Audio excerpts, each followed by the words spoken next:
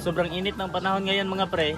So magpapaligo tayo ng ating mga alagang manok para iwas heat stroke. Ang gagamitin nga pala natin ay itong Triple X shampoo ng Battlecock. Tara! Ihalo lamang ang Triple X shampoo sa 2 galon ng tubig. Banlawan nyo muna po sa malinis na tubig ang mga manok, tsaka nyo ilubog sa tubig na may halong Triple X shampoo. At hindi na po natin babanlawan ang mga manok at hayaan nating matuyo sila at ibilad sa araw.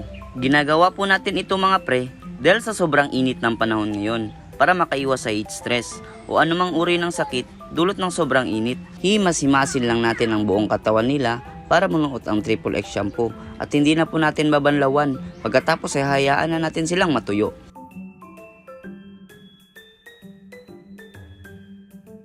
Pagkatapos, dito na naman po tayo magpapaligo sa ating mga panabong na manok. Same steps lang din po ang gagawin. Babanlawan na muna natin sa tubig at susunod ay ilulublob na po natin sa tubig na may Triple X shampoo. Kahit di na po kasama ang ulo at hihilamusan lang po natin at hayaan na manuot sa kanilang balahibo. Ang Triple X shampoo ay merong citronella extract bilang mosquito repellent, iwas lamok, iwas bulutong at malaria. At pangontra rin sa lahat ng external parasites katulad ng red mites, fleas, ticks at leg mites. Ang pagpapaligo ng ating mga manok gamit ang Triple X shampoo ngayong tag-init ay malaking tulong para makaiwas sa heat cramps at heat stroke at mapanatili na hydrated sila ngayong mainit ang panahon.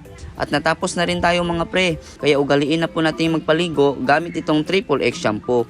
Beat the heat ngayong tag-init dahil sa Battlecock hindi kulang. Yun lamang po, follow for more mga pre.